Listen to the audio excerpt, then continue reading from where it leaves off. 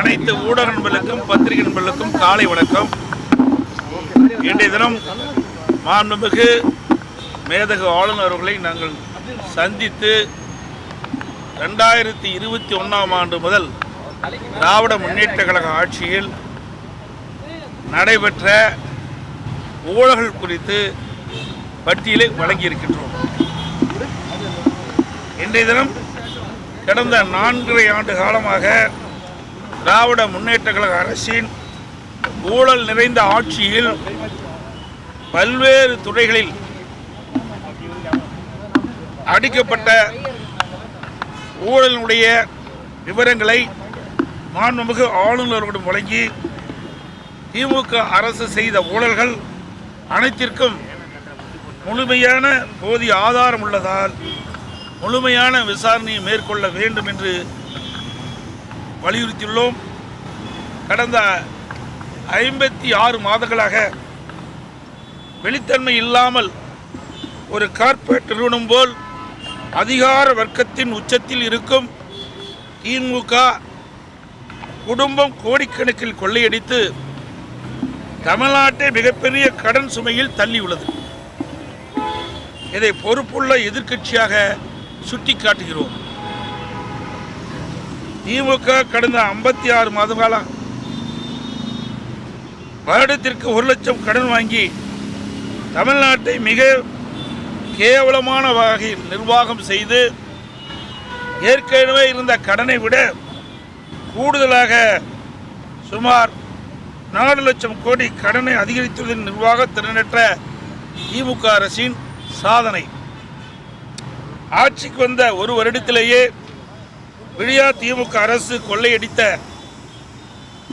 எல்லா ஆடியோவிலும் வந்த செய்தி 30,000 கோடி ரூபாயை திரு சபரீசன் அவர்களும் திரு உதயநிதி அவர்களும் என்ன செய்வது என்று தெரியாமல் தவித்து வருவதாக அப்போதைய நிதியமைச்சர் திரு பழனிவேல் தியாகராஜன் அவர்கள் தெரிவித்தது அனைவரும் அறிவி. ஒரு ஆண்டுக்கே இவ்வளவு என்றால் இந்த 4.5 ஆண்டுகளில் எவ்வளவு கொள்ளையடித்திருப்பார்கள் என்று கணக்கிட்டு பாருங்கள். ஊழல் செய்வதை தவிர இவர்கள் தமிழக மக்களுக்கு எந்த நன்மையும் செய்யவில்லை. விஞ்ஞான முறையில் ஊழல் செய்யக்கூடிய கட்சி திராவிட முன்னேற்ற கழக கட்சி. அந்த வகையில் அரசின் பல்வேறு துறைகளில் மிக அதிக அளவில் ஊழல் செய்து தமிழக மக்களை அதிர்ச்சிக்குள்ளாகி இருக்கிறது என்பதை இந்த நேரத்தில் மேதகு ஆளுநருக்கு அவர்களுக்கு சுட்டிக்காட்டுகின்றோம். அதை துறை வாரியாக எவ்வளவு ஊழல்கள் நடைபெற்றது என்ற விவரத்தையும் நாங்கள் சுட்டிக்காட்டுகின்றோம்.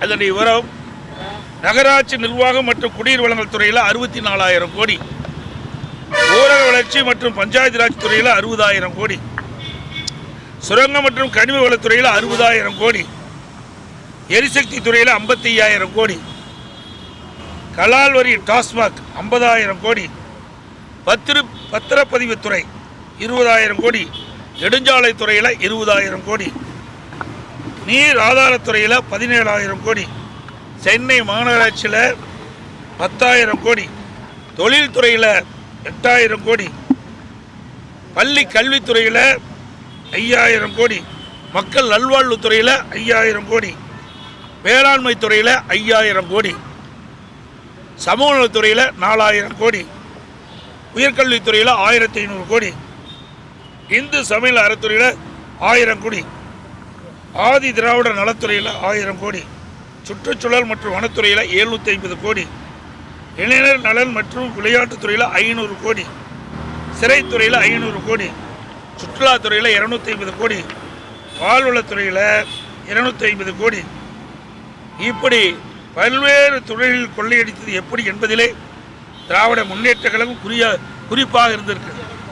ஆட்சி நிர்வாகம் சீராக இல்லாமல் சட்ட ஒழுங்கு சந்தி சிரித்துள்ளது. மக்களுக்கு போதிய பாதுகாப்பு இல்லை. தமிழகத்தில் தொழில் துவங்க வந்த முதலீடுகள் அண்டை மாநிலத்துக்கு சென்று விட்டன.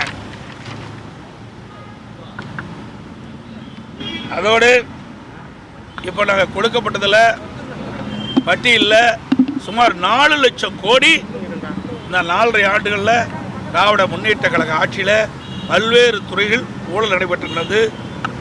அந்த ஊழல் நடைபெற்ற என்னென்ன ஆதாரங்கள் வேணுமோ அதையெல்லாம் நாங்கள் கொடுத்திருக்கின்றோம். இந்த புத்தகத்தில் முழுமையான விவரங்கள் நாங்கள் கொடுத்திருக்கிறோம். நான் குறிப்பிட்ட துறைகளில் ஒவ்வொரு துறையிலும் எத்தனை ஆயிரம் கோடி ஊழல் நடைபெற்றது என்ற விவரம் முழுமையாக இந்த புத்தகத்தில் இடம்பெற்றிருக்கிறது, ஆதாரத்தோடு இடம்பெற்றிருக்கின்றது. இதை மாண்புமிகு மேதகு ஆளுநர்கிட்ட கொடுத்திருக்கிறோம். ஆளுநர் அவரிடத்திலும் கோரிக்கை வைத்திருக்கின்றோம்.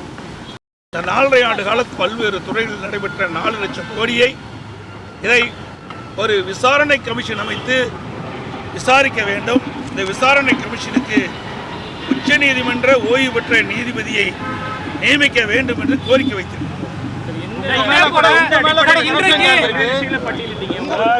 இதுக்கு ஆதாரம் தான் இருக்குது. என்ன அடிப்படையில் அதுக்குத்தான் இந்த பட்டியல் விவரங்களை விசாரணை கமிஷன் ஒன்று அமைக்கப்பட்டு இந்த விசாரணை கமிஷனுக்கு ஓய்வு பெற்ற உச்ச நீதிமன்ற நீதிபதியை நியமிக்க வேண்டும் என்று நாங்கள் வலியுறுத்தி இருக்கிறோம்.